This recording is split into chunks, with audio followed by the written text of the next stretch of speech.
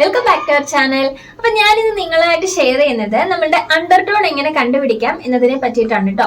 നമ്മൾ കുറച്ച് നാളുകൾക്ക് മുമ്പ് ഒരു വീഡിയോ ചെയ്തിട്ടുണ്ടായിരുന്നു, ഒരു NYB ഫൗണ്ടേഷൻ റിവ്യൂ വീഡിയോ. ആ വീഡിയോയിൽ നമ്മൾ അണ്ടർടോണിനെ പറ്റി പറയുന്നുണ്ടായിരുന്നു. അപ്പൊ ആ വീഡിയോക്ക് എനിക്കൊരു കമന്റ് വന്നിട്ടുണ്ടായിരുന്നു, അണ്ടർടോൺ എങ്ങനെ കണ്ടുപിടിക്കാം എന്നൊന്ന് പറഞ്ഞു തരുമോ എന്ന് ചോദിച്ചിട്ട്. അപ്പൊ അതുകൊണ്ടാണ് നമ്മൾ ഇന്ന് ഇങ്ങനെ ഒരു വീഡിയോ ചെയ്യുന്നത്.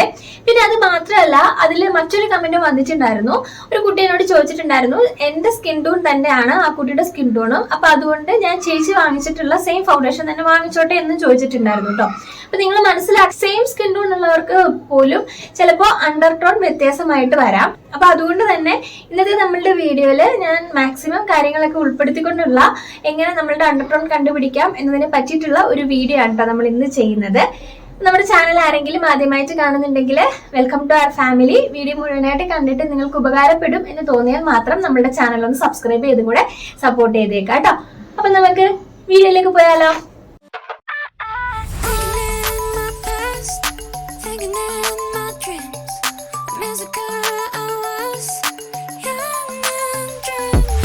അപ്പൊ നമുക്ക് ആദ്യം തന്നെ എന്താണ് സ്കിൻ ടോൺ എന്ന് നോക്കാം. അപ്പൊ ഈ സ്കിൻ ടോൺ എന്ന് പറയുന്നത് നമ്മുടെ ഈ പുറമേ കാണുന്ന കളറിനെയാണ് നമ്മൾ സ്കിൻ ടോൺ എന്ന് പറയുന്നത്. ഇപ്പൊ നമ്മൾ ഒരാളെ കാണുമ്പോൾ നമ്മൾ പറയാറില്ലേ, ആ കുട്ടി വെളുത്തിട്ടാണ്, അല്ലെങ്കിൽ ഇരുനിറമാണ്, അല്ലെങ്കിൽ കറുത്തിട്ടാണ്, അങ്ങനെ നമ്മൾ പറയാറില്ലേ. അപ്പം ഒരാളെ നേരിൽ കാണുമ്പോൾ ഉള്ള ആ ഒരു കളറിനെയാണ് നമ്മൾ സ്കിൻ ടോൺ എന്ന് പറയുന്നത്. അപ്പൊ നമ്മളുടെ സ്കിൻ ടോൺ എന്ന് പറയുന്നത് മെലാനിനെ ഡിപ്പെൻഡ് ചെയ്താണ് കേട്ടോ. മെലാനിൻ കൂടുന്നതിനനുസരിച്ച് നമ്മളുടെ സ്കിൻ പിഗ്മെന്റേഷനും കൂടി വരും, അങ്ങനെയാണ്. അപ്പൊ അതാണ് സ്കിൻ ടോൺ എന്ന് പറയുന്നത്. ഇനി അണ്ടർടോൺ എന്ന് വെച്ച് കഴിഞ്ഞാല് നമ്മളുടെ ഈ പുറമേ ഉള്ള സ്കിൻ അല്ല, ഇതിനുള്ളിലുള്ള ഒരു സ്കിൻ ഉണ്ട്. അപ്പൊ അതിനെ ഡിപ്പെൻഡ് ചെയ്തിട്ടാണ് നമ്മൾ അണ്ടർടോൺ എന്ന് പറയുന്നത്. നമുക്ക് സ്കിൻ ടൈപ്പിനെ നമ്മൾ മെയിൻ ആയിട്ട് 4 ആയിട്ടാണ് കേട്ടോ ക്ലാസിഫൈ ചെയ്തിട്ടുള്ളത്. അപ്പൊ ഞാനത് ഇവിടെ കൊടുത്തേക്കാം കേട്ടോ.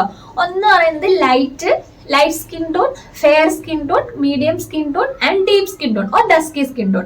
ഈ ലൈറ്റ് സ്കിൻ ടോൺ എന്ന് പറയുന്നത് നോർമലി നമ്മളുടെ നാട്ടിൽ അങ്ങനെ കാണാറില്ലാത്ത ഒരു സ്കിൻ ടോൺ ആണ് ഈ ലൈറ്റ് സ്കിൻ ടോൺ എന്ന് പറയുന്നത്. ഇത് പൊതുവെ ഫോറിനേഴ്സ് ഭയങ്കരമായിട്ട് വിളുവിളാന്നിരിക്കുന്ന ആളുകൾ ഉണ്ടല്ലോ, അതാണ് ഈ ലൈറ്റ് സ്കിൻ ടോൺ എന്ന് പറയുന്നത്. പിന്നെ ഫെയർ, മീഡിയം ആൻഡ് ഡീപ്പ്. അപ്പൊ നിങ്ങൾ നോക്കുക കേട്ടോ, ഇതിൽ ഏതാണ് നിങ്ങളുടെ സ്കിൻ ടോൺ എന്നുള്ളത് നിങ്ങൾ കണ്ടുപിടിക്കുക. ഞാൻ ഡീപ്പർ ഷെയ്ഡിൽ വരുന്ന ഒരാളാണ്. ഇതേപോലെ തന്നെ നമ്മൾ നമ്മളുടെ അണ്ടർടോണിനെയും 3 ആയിട്ടാണ് ഡിവൈഡ് ചെയ്തിട്ടുള്ളത്. ഒന്ന് വാം അണ്ടർടോൺ, രണ്ടെന്ന് പറയുന്നത് കൂൾ അണ്ടർടോൺ, മൂന്നാമത്തേത് ന്യൂട്രൽ അണ്ടർടോൺ. ഇങ്ങനെ 3 അണ്ടർടോണുകളാണ് നമുക്ക് ഉള്ളത്. അപ്പൊ എന്താണ് ഈ വാം, എന്താണ് കൂൾ, എന്താണ് ന്യൂട്രൽ, ഇത് എങ്ങനെ കണ്ടുപിടിക്കാം എന്നുള്ളത് നമുക്കൊന്ന് നോക്കാം. ഓക്കെ, അപ്പൊ നമുക്കിപ്പം ഏതൊക്കെ ടൈപ്പ് ഓഫ് അണ്ടർടോൺ ഉണ്ടെന്നുള്ളത് മനസ്സിലായല്ലോ. 3 ടൈപ്പ് ഓഫ് അണ്ടർടോൺസ് ആണ് നമുക്കുള്ളത്. അപ്പൊ ഇതിൽ ഏതിലാണ് നമ്മൾ വരുന്നത് എന്നുള്ളത് നമുക്ക് കണ്ടുപിടിക്കണ്ടേ. അപ്പൊ അത് കണ്ടുപിടിക്കാൻ വേണ്ടിയിട്ട് ഒരു 2-3 ടെസ്റ്റുകൾ ഞാൻ നിങ്ങൾക്ക് പറഞ്ഞുതരാം കേട്ടോ. ഓക്കെ, അപ്പൊ നമ്മൾക്ക് ആദ്യത്തെ ടെസ്റ്റ് നോക്കാം. ഇത് കോമൺ ആയിട്ട് എല്ലാവരും ചെയ്യുന്ന ഒരു ടെസ്റ്റ് ആണ് കേട്ടോ. നമ്മളുടെ വെയിൻ ടെസ്റ്റ് എന്ന് പറയും. വെയിൻ ടെസ്റ്റ് എന്ന് വെച്ച് കഴിഞ്ഞാൽ നമ്മളുടെ ഈ ഭാഗത്തുള്ള വെയിൻ ഉണ്ടല്ലോ, ഈ ഭാഗത്തുള്ള വെയിനിന്റെ കളർ അനുസരിച്ചിട്ട് നമുക്ക് നമ്മളുടെ അണ്ടർടോൺ ഏതാണെന്ന് കണ്ടുപിടിക്കാം. ഇപ്പൊ നിങ്ങളുടെ ഒരു വെയിൻ എന്ന് പറയുന്നത് ഇത് ഒരു ഗ്രീനിഷ് അല്ലെങ്കിൽ ഒരു ഒലീവ് കൈൻഡ് ഓഫ് കളർ ആണ് നിങ്ങൾക്ക് തോന്നുന്നതെന്നുണ്ടെങ്കിൽ നിങ്ങളുടെ അണ്ടർടോൺ എന്ന് പറയുന്നത് വാം അണ്ടർടോൺ ആയിരിക്കും. അപ്പം എന്റെ ഒരു കേസ് പറയുകയാണെന്നുണ്ടെങ്കിൽ എന്റെ ഇവിടുത്തെ വെയിൻ എന്ന് പറയുന്നത് ഗ്രീൻ കളറാണ്. അപ്പൊ ഞാൻ മോസ്റ്റ്ലി ഏത് അണ്ടർടോണിലായിരിക്കും വരിക? വാം അണ്ടർടോണിലായിരിക്കും വരിക. ഓക്കെ, ഇപ്പൊ നിങ്ങളുടെ വെയിന്റ് കളറ് ഒന്നെങ്കിൽ ഒരു പർപ്പിൾ അല്ലെങ്കിൽ ഒരു ബ്ലൂയിഷ് കൈൻഡ് ഓഫ് കളർ ആണെന്നുണ്ടെങ്കിൽ നിങ്ങൾ കൂൾ അണ്ടർടോണിൽ പെടുന്ന ആളായിരിക്കും. ഓക്കെ, ഇനി അതല്ല, നിങ്ങൾക്ക് ഈ 2 കളറും ഉണ്ട്, ഈ പർപ്പിൾ കളറും ഉണ്ട്, അതേപോലെ ഗ്രീൻ കളറിലെ വെയിനും ഉണ്ടെന്നുണ്ടെങ്കിൽ നിങ്ങൾ ന്യൂട്രൽ അണ്ടർടോണിൽ പെടുന്ന ഒരാളായിരിക്കും കേട്ടോ. അപ്പൊ ഞാൻ വാം അണ്ടർടോണിലാണ്. പക്ഷെ എന്റെ കുഞ്ഞിന് അവന് 2 കളർ വെയിനും ഉണ്ട് കേട്ടോ. അവന് ഗ്രീൻ കളറും ഉണ്ട്, അതേപോലെ തന്നെ പർപ്പിൾ കളറും ഉണ്ട്. അപ്പൊ അവൻ ഒരു ന്യൂട്രൽ അണ്ടർടോണിൽ പെടുന്ന ആളാണ് കേട്ടോ. അപ്പൊ നിങ്ങൾ ആ ഒരു ടെസ്റ്റ് ചെയ്ത് നോക്കുക. അതിൽ നിന്ന് നിങ്ങൾക്ക് നിങ്ങളുടെ അണ്ടർടോൺ ഏതാണെന്ന് മനസ്സിലാക്കാനായിട്ട് പറ്റും. ഓക്കെ, ഇനി നമ്മളുടെ സ്കിൻ ടോൺ കണ്ടുപിടിക്കാനുള്ള മറ്റൊരു ടെസ്റ്റ് എന്ന് പറയുന്നത്, നമ്മളിപ്പോ പുറത്തു പോകുന്ന സമയത്ത് സൺലൈറ്റ് അടിക്കുമല്ലോ.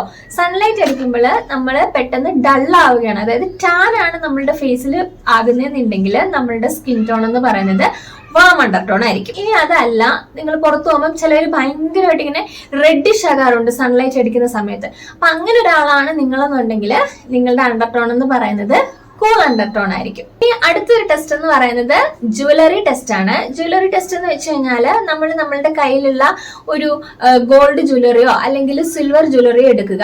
അതിൽ നമ്മളിപ്പം ഗോൾഡ് ജ്വല്ലറി ഇടുന്ന സമയത്ത് നമ്മളുടെ ഫേസിന് നന്നായിട്ട് ഇണങ്ങുന്നു എന്ന്, നമുക്കിപ്പം ഗോൾഡ് ഇടുമ്പോഴാണ് നമുക്ക് നല്ലതായിട്ട് ഇണങ്ങുന്നത് അല്ലെങ്കിൽ നന്നായിട്ട് ചേരുന്നത് എന്ന് തോന്നിക്കുകയാണെന്നുണ്ടെങ്കിൽ നിങ്ങൾ വാം അണ്ടർടോണിൽ പെടുന്ന ഒരാളാണ്. ഓക്കെ, ഇനി അതല്ല നേരെ തിരിച്ച് നമ്മൾ സിൽവർ ഇടുമ്പോഴാണ് നമുക്ക് നല്ലതായിട്ട് തോന്നിക്കുന്നത്, ഗോൾഡ് ഇടുമ്പം അത്ര അങ്ങോട്ട് നമുക്ക് ഫേസിൽ ഇണങ്ങുന്നില്ല എന്ന് തോന്നിക്കുകയാണെന്നുണ്ടെങ്കിൽ നിങ്ങൾ കൂൾ അണ്ടർടോണിൽ പെടുന്ന ഒരാളാണ്. ഇനി ഇത് രണ്ടും നിങ്ങൾക്ക് മാച്ച് ആയിട്ട് വരുന്നുണ്ടെങ്കിൽ നിങ്ങൾ ന്യൂട്രൽ അണ്ടർടോണിൽ പെടുന്ന ഒരാളായിരിക്കും. ഇതിന്റെ കളർ വെച്ചിട്ട് നമുക്ക് നമ്മളുടെ സ്കിൻ ടോൺ കണ്ടുപിടിക്കാം.